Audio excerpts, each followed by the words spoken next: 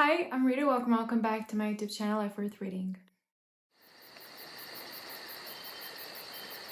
First of all, I just want to acknowledge something.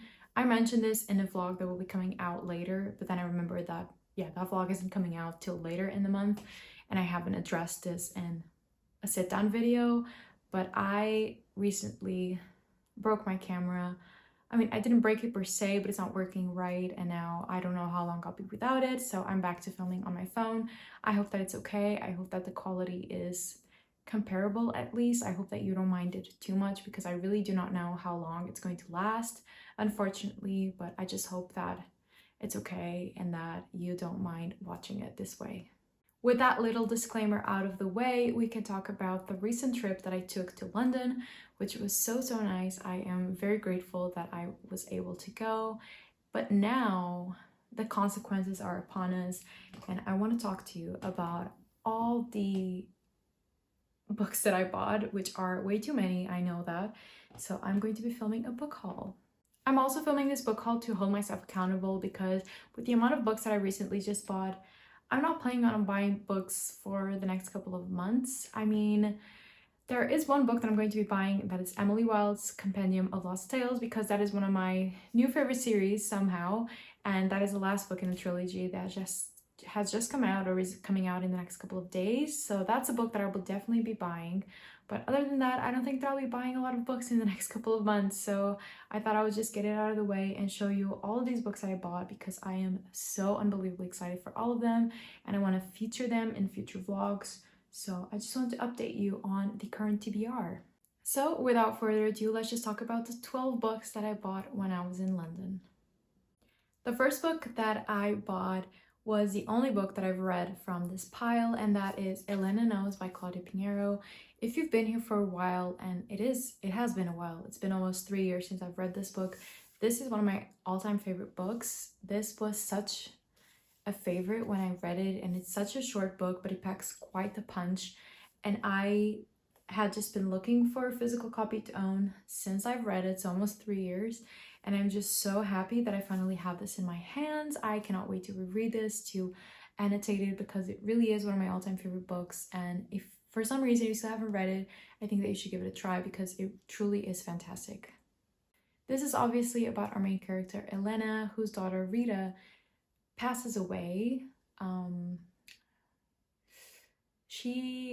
It is assumed that she has taken her own life, but Elena does not believe that it is so. But she is alone in this. The investigation has been closed. No one is looking to find the truth about what happened to Rita, only Elena. The problem is that Elena has a very rare and advanced form of Parkinson's, so she has a lot of problems moving around, and she just struggles a lot with her disability, and it really does impact her day-to-day. And what I love the most about this book is not only the familiar relationships, the mother-daughter relationship that is in this book that is so compelling, but it's also so raw in its nature. They don't always get along. They weren't always nice to each other, but you can just tell just how much Elena loved her daughter, and the fact that her daughter was also her caretaker is also very prevalent in this book. And I just loved the way that the writing just reflected the difficulties that Elena has on her day-to-day life and the way that her disability just takes over her life. I think that the writing is so experimental but so beautiful, and it is a bit hard to read because it doesn't have a lot of paragraphs. It just runs a lot. The sentences run very long and the paragraphs also run very long, but it's just so, I don't know, it was such a meaningful experience when I did read it, and it has stayed on my mind ever since, and I cannot wait to reread it. And I'm so glad that I own this tiny book because I just love it so much. And now on to the books that I haven't read yet. The first one that we have is Monstrilio by Gerardo Serrano Cordova. I am so unbelievably happy that I own this book. I also have been looking for this book ever since it came out. The British covers took a while to get here, and this book is not easy to find in bookstores in Portugal. At least I don't often find it. It's often sold out. So I hadn't had the opportunity to actually buy this book yet, and I am just so happy that I have it in my hands. I do love the American cover so much, but I think that this one is quite charming as well. I love the little monster. I love also like the end pages and just the way that the purple just really stands out. I love the simplicity of it, honestly. But this book is a horror book about a mother as well who loses her son and takes a little piece of him and grows a monstrilio. And it's the way that their relationship develops. I don't know a lot about it. I have really, really high expectations for this one. Most of the books on this list, on this TBR, on this haul, are 5-star predictions for me. These are all books that I am just unbelievably excited to read. If I could, I would sit down and read them like cover to cover, every single one of these. But some of them I'm hoping that I'll be able to fit into vlogs, so I can't read them exactly in this time.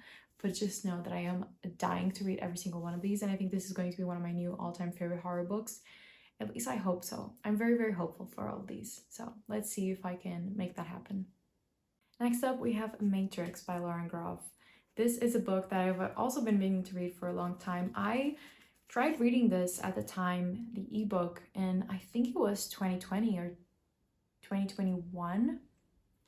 And at the time, the ebook and me we weren't really vibing with it, but I'm still so curious to read this. I read one book by Lauren Groff, which was The Vaster Wilds, which I didn't love, not because of the writing. I think the story itself just was not what I was really looking for at the time, but the writing and the way that Lauren Groff writes stories and her ideas always leave me so curious. So I think that this one would be a win for me. This is about our main character, Marie, and this is set in France in the either 14th or 13th century, so this is like medieval times, and she is a very strange main character. I remember that she was like exceptionally tall and strong, and she's just around these nuns, and it's just about the way that she lives her life during this time, which I find extremely intriguing, and I cannot wait to read this and see what I think of other books by this author, because I'm curious about most of them actually.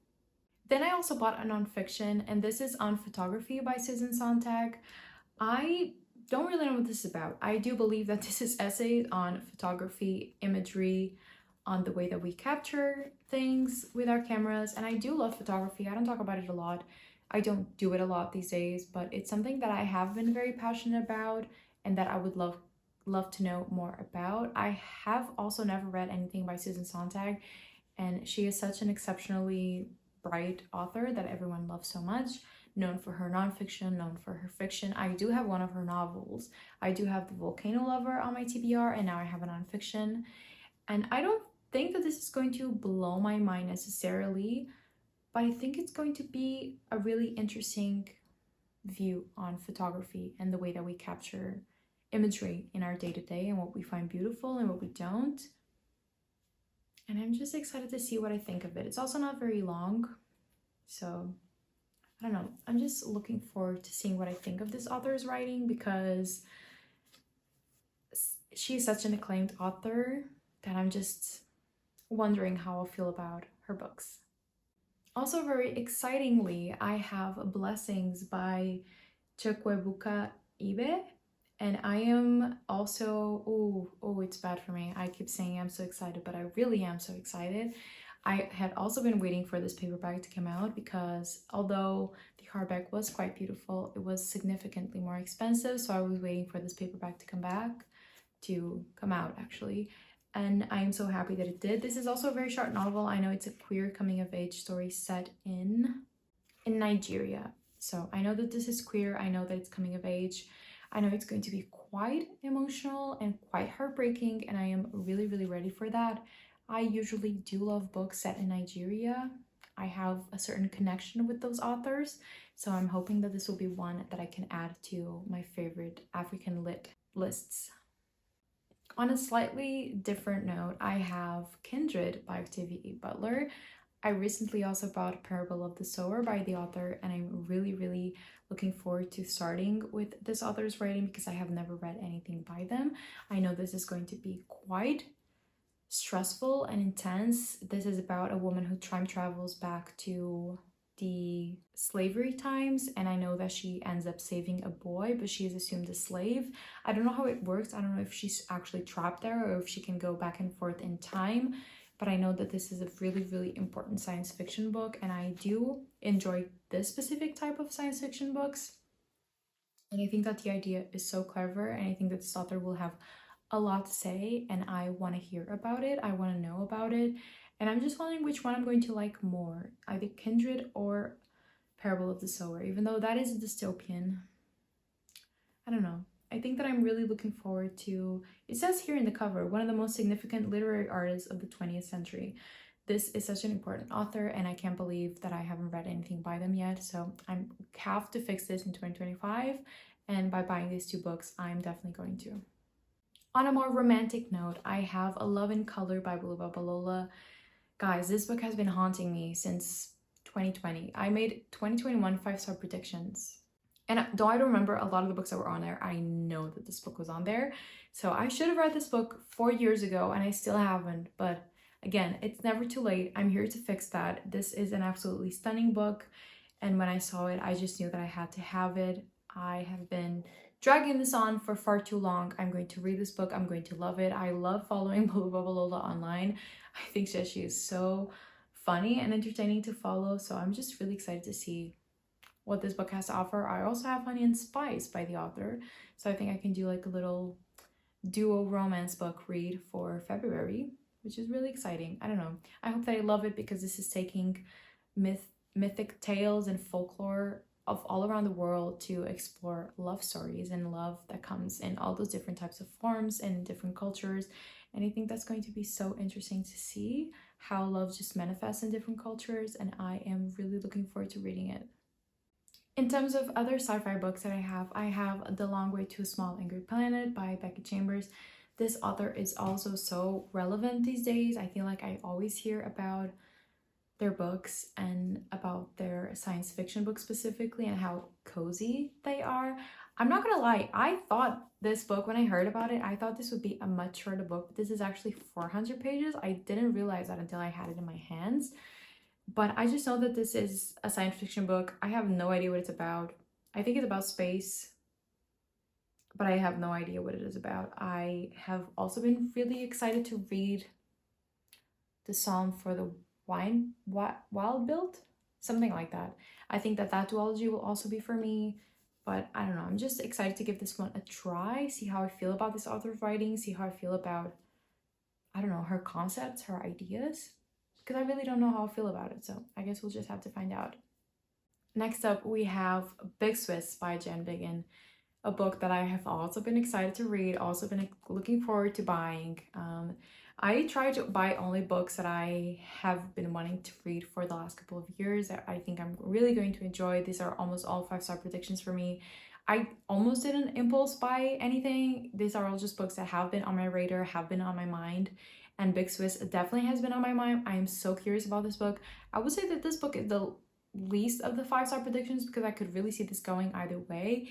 But I think it has such an interesting concept. It's about our main character who is the receptionist or the assistant to a sex therapist or a relationship therapist, and she becomes utterly obsessed with one of her boss's clients. And I really don't know what is going to happen after, and I'm curious about that because I love when books don't really tell you where the story is going. I really have no idea where the story is going.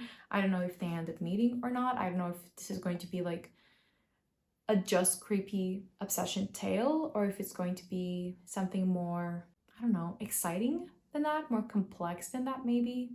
I don't know. I'm just hoping that'll be a good time at least. I think this is going to be entertaining and fun. And honestly, sometimes that's all you need. Even when you don't read the best book ever, if you're entertained and you're having fun, sometimes that's all you can ask for. Another book that I have been curious about and I really don't know how it's going to go is The Heaven and Earth Grocery Store by James McBride. I have Deacon King Kong by this author, which I'm also curious to read because this author writes almost, okay, I don't know about that, but at least these two books are historical fictions. This one specifically is set in the 1970s in Pennsylvania. And I know that this is about a small town, their secrets, love, community. I think it's also, I don't know how I'm going to feel about it because I have seen people say that they love this book so much. And I have seen people say that they didn't gel with the writing, that they didn't really enjoy it, that they thought this was not that great. So I really could see this going either way, especially because I haven't read anything by this author yet. I don't know if I'm going to gel with this writing, but I hope that I do, because I think that this is a beautiful book. The synopsis is very intriguing, and I think that this could be something that I really enjoy, because I do love a historical fiction, especially when it's set in, you know, like the 70s in Pennsylvania. There wasn't anything really that specific happening there. It's just almost like a snapshot of a story set in that time. It's not really about a big war or a time of change. It's just a snapshot of something that was happening at this time. And I think that that is such an interesting concept, and that is mostly what I love in historical fictions, when they take just a time period or a year and they just write something about it, and somehow it just works for me. So I hope that this will work for me. I hope that I love it, because I think that this book is so beautiful. And I don't know, I'm just hoping for the best, honestly. Down to the last two books, I promise. First of all, I'm going to talk about the book that I know the least about, which is probably also why it's not really a 5-star for me, and that is Mona by Paula Oloycharak. This says, Mona is a Peruvian writer based on a California campus, open-eyed and sardonic, a connoisseur of marijuana and prescription pills. In America, she has discovered she is something of an anthropological curiosity, a female writer of color treasure for the flourish of diversity that reflects well upon her department. Okay, this sounds interesting. I don't know, I think that this could work for me. I haven't heard the best things about this book, but that doesn't really stop me sometimes. If the premise sounds intriguing, I'm going to try it either way, even if most people didn't love this book. And I also think that the cover is so enticing. I think that is so interesting to look at. So I don't know. I hope that this works for me, because I would hate to get rid of this book. It's also very short. So I'm also hoping that it'll be entertaining, even if I don't absolutely love it. But obviously, I hope that I do.